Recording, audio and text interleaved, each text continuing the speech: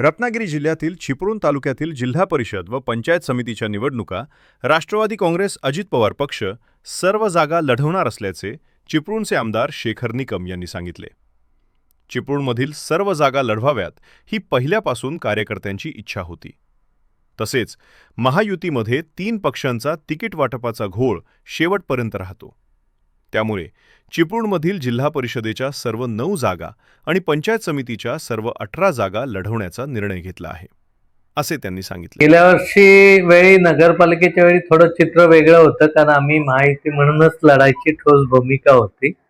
परंतु ठीक आहे, काही कारणांमुळे ते घडू शकलं नाही. पण यावेळी पहिल्यापासूनच चिपळूणमध्ये स्वतंत्र लढावं अशी कार्यकर्त्यांची इच्छा होती. कारण शेवटी काय होतं, 3 पक्षांची तिकीट वाटपाचा घोळ शेवट पण राहतो आणि मग त्या सगळ्या गडबडीत काही प्रॉपर होत नाही असा अनुभव या सगळ्या प्रक्रियेत आला.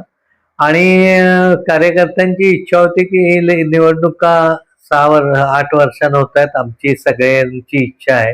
त्यामुळे राष्ट्रवादी काँग्रेस म्हणून चिपळूण तालुक्यामध्ये आम्ही स्वतंत्र 9च्या 9 जिल्हा परिषद आणि 18च्या 18 पंचायत समिती लढवण्याची आम्ही भूमिका घेतलेली.